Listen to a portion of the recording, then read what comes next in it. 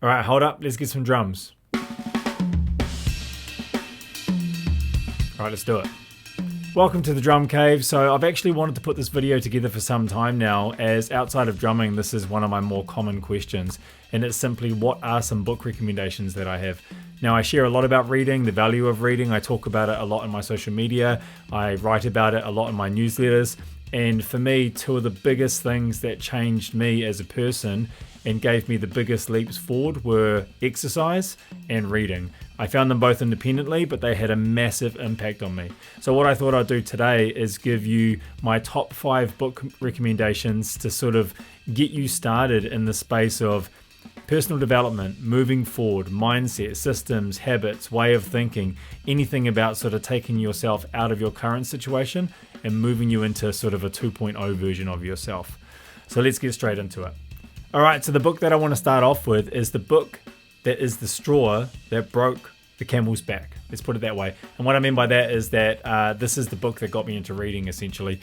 So my wife read it first, and then she recommended it to me. At that time, I was not reading, but I made some time for it because she highly recommended it. I blasted through it really, really quick because it's written really well. It's a super easy read, which is great if you're trying to get into reading. But it was the message behind it that left the biggest impact. So that book is Eddie Jaku's The Happiest Man on Earth. And it says here, a Holocaust survivor shares how he found gratitude, kindness, and hope in the darkest of places. Look, this book is really just about perspective, which is why I like to start off here with all of my book recommendations. At the end of the day, it's just drums, man. It's just drums. This is our creative outlet. This is fun. This is something that we're privileged to be able to do. There's people that have been through a lot worse, going through a lot worse, will go through a lot worse, and they'll still be able to see the light at the end of the tunnel. So I just think this is a really, really powerful book because from Eddie's perspective, the whole way through living through these atrocities and these experiences, he's got a cup half full attitude about it all, and that just left a really, really powerful impact on me, and that's why I recommend it to others. So start off here. All right, so the next book that I want to share with you is a bit of a random story, actually. So I got a message through my social media from an account of a person that I respected a lot, that I listened to a lot of their content, but I wasn't following them at the time, which is just a weird addition to this story. And basically the account said to me that this author or this person was about to release their next book, and was I interested in getting an early copy to have a read of it? And I said, yes, absolutely I am. And as I say, I just started reading, so I just finished Eddie's book at that time. And within a week, this book turned up, and once again, massive impact on me. The messages behind it and the philosophy that sort of anchors this whole book resonate with me deeply, and something that I sort of live by now. And that book is Courage is Calling by Ryan Holiday. So Ryan is basically the modern voice box of Stoicism as a philosophy. He's taken a lot of texts and books that we've got from the Stoic philosophers and brought them into the modern age and put a modern spin on them as well. So he's made them very, very digestible. And in a nutshell, Stoicism is about understanding that you can only control what you can, and to not get caught up in the things that you can't control.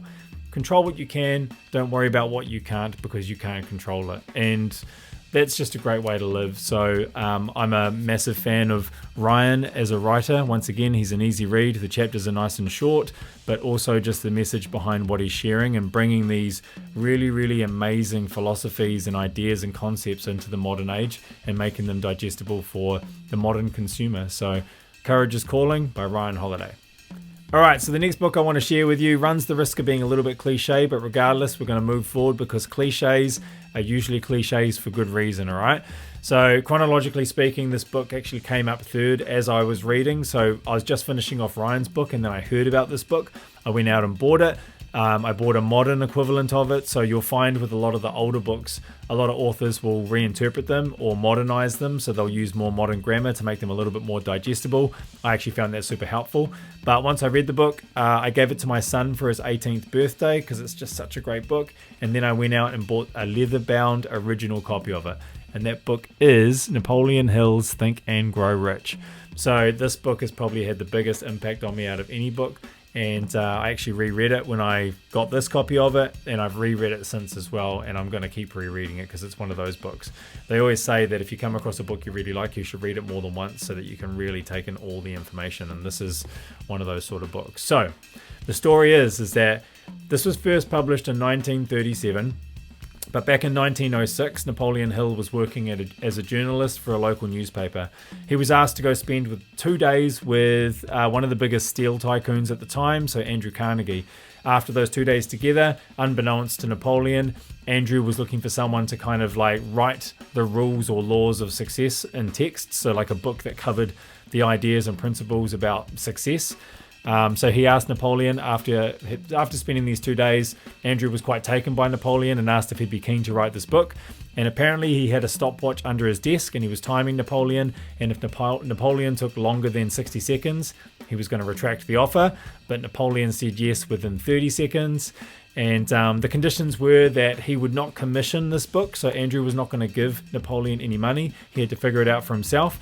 But what he would do is give him access to 500 of the most wealthiest and successful people that Andrew knew. So what Napoleon did was spend the next 21 years writing this book. 21 years. He interviewed the 500 successful people, and then he also interviewed apparently 2,000 unsuccessful people, so people that weren't doing too well. And between those two categories, he came up with 14 laws, 14 principles, and 14 consistencies, essentially, 14 chapters that cover the laws of success. So through all those people, the things that he found as continuity between them all, from the successful side, but also from the unsuccessful side. And he wrote that into this book. I mean, while he was writing this, he wrote another book called The Laws of Success, which have a lot of these principles. But this really became what he was sort of set out to write with the assistance of Andrew Carnegie. I cannot recommend this book enough. Think and Grow Rich. It doesn't mean rich just in a financial sense. It means in an abundant sense in general. So rich in terms of person and rich in terms of quality of life. Okay, so get your hands on this. Spend some time on it.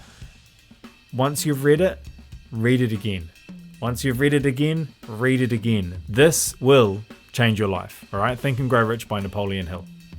All right, so the next book is built around the idea of taking massive leaps forward in one movement. Now, we talk a lot about baby steps, which is a really, really great way to sort of make good progress. There's another term called progressive overload, and I don't know if you've heard that term or not, but essentially in the fitness and gym world, progressive overload means that on week 1, you start with, say, 10 kilos, and then on week 2 you go up to 11 kilos and then another kilo. So you kind of move in small increments, building on the previous week. That's sort of how we think about progress, right? Or baby steps forward. Just take one step, one step, one step. That's great. I teach a lot of methods in my drumming around the idea of building on concepts that we've already gone over. Okay, so that's a very effective way of moving forward and progressing. But there's another way that is the complete contrast to that way. And that is the idea of moving forward in one step, so covering 10 steps in one, taking a quantum leap or a quantum step forward. And that's where this book comes in. So the book is called U Squared by Bryce Pritchard. And man, not many people know about this book. I haven't actually come across anyone that, when I've spoken to them about this book, they're even aware of it. So this is a little gem. It's super thin. Every page represents a chapter. But it really is just built around the idea. It says here, a high velocity formula for multiplying your personal effectiveness in quantum leaps. So instead of taking those 10 baby steps forward, sometimes we need to take one big leap forward. It's like a leap of faith or like jump off the cliff. You don't know where you're going to land or if you're going to land, but sometimes you just need to take that step. This is a really, really powerful book to sort of give you this approach to life as one of your tools in your arsenal. So yeah, U Squared by Bryce Pritchard. Take big quantum leaps in life to move forward.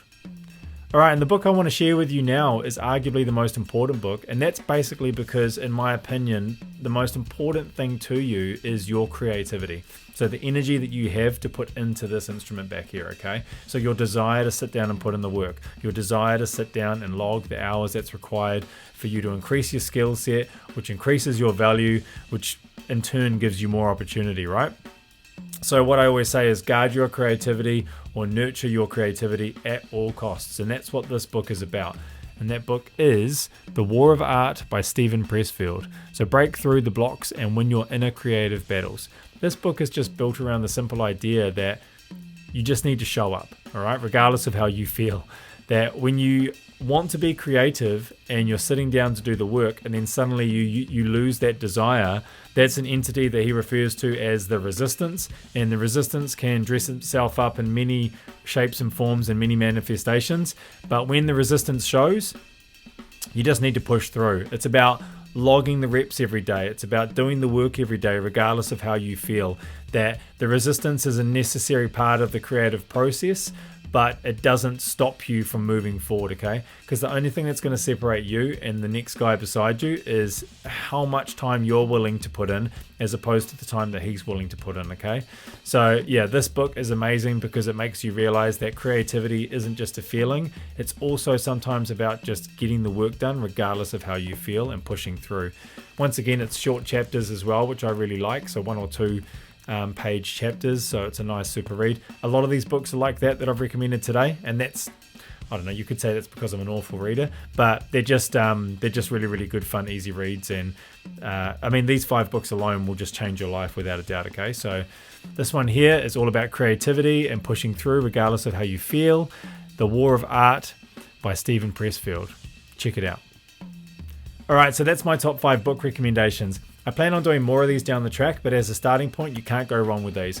If you haven't read any of these, grabbing one of them will change your life. But if you can grab all 5, it's literally like an MBA level degree in how to level up, how to go to a 2.0 version of yourself, okay? These books had a massive impact on me. I know that they've had massive impact on thousands, if not hundreds of thousands of others, especially Think and Grow Rich, which was, first published back in 1937. But yeah. Get into these books. Let me know what you think. If you've already read them before, throw me a comment down below and tell me what you think of these books. And I will see you in the next video. Cheers.